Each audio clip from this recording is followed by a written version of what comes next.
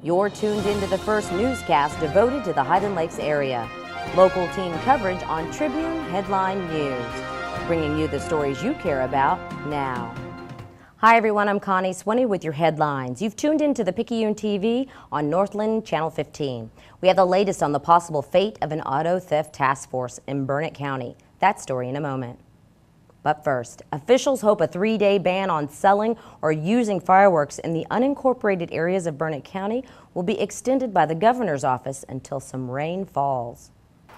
On June 14th, the Burnett County officials declared the ban, which stays in effect until June 16th. The drought and a threat to lives and property from recent fires in Burnett County prompted the prohibition on the sale and use of all fireworks out in the county. The ban does not apply to cities such as Marble Falls, where a large fireworks display is planned for the July 4th holiday. State law says county officials can impose the ban no longer than 60 hours. However, the governor has the power to extend it. Local authorities are pleased state lawmakers approved funds for the local auto theft task force. The Burnett County Sheriff's Office is part of the Waco-based Heart of Texas Auto Theft Task Force, also known as HOT. The organization, which has an officer assigned to Burnett County, is a multi-jurisdictional team which works on prevention and investigation into vehicle thefts. State lawmakers say they have to make cuts to compensate for a multi-billion-dollar shortfall. The task force, which has been targeted in the past, collects a fee through insurance to help pay for its operation as well. One legislator has proposed raising the fee to $2 to assist with funding. Funding was approved and the measure is on the governor's desk. If you love hot, sunny, and windy days, then I've got the perfect forecast for you coming up later in weather.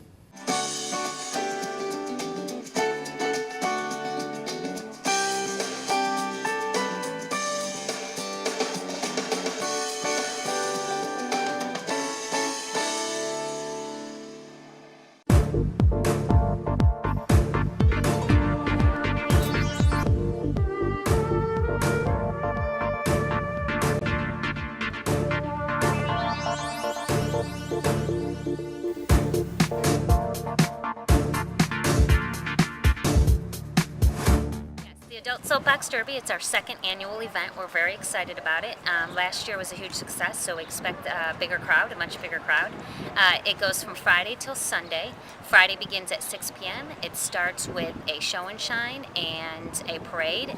Racing actually should start around 7:30 and go until 11 p.m. Saturday, racing all day from 10 a.m. until 11 p.m. There's a street dance Friday night at 9 p.m. and Saturday night at 9 p.m. and Sunday is the finals, and that'll go from 12 to 4. Last year we had a push start for both divisions.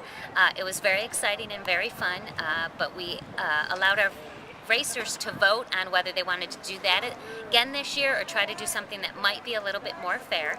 So what we're doing this year for Division 1 is that we have a drop release gate. So that's going to change things up. Also, what we're doing this year that we didn't do last year is racing under the lights, which is Friday night and Saturday night.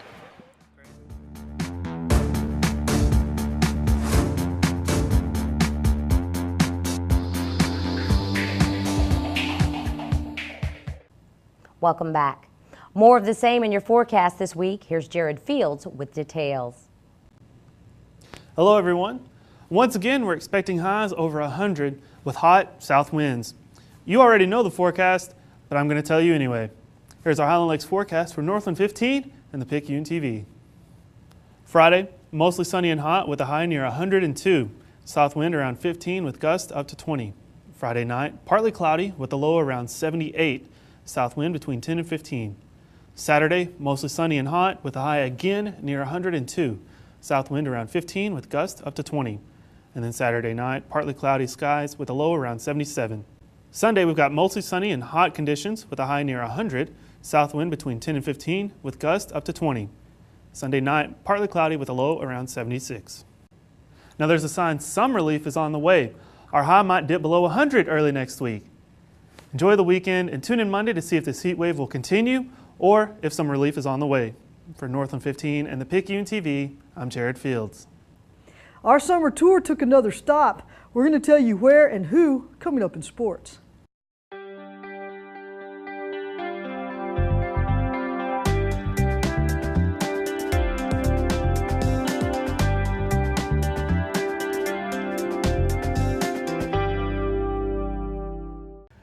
We are established. We are qualified. We are certified. We are knowledgeable. We are dependable. We are Ken's Heating and Air. Our people make the difference. We're continuing our tour of camps this summer. This time we made a stop at Faith Academy to visit head coach John Berkman's basketball camp for boys. We did get a chance to ask him how many campers were there, 19, and exactly what they were learning. Here's a look back at what the boys picked up from John Berkman.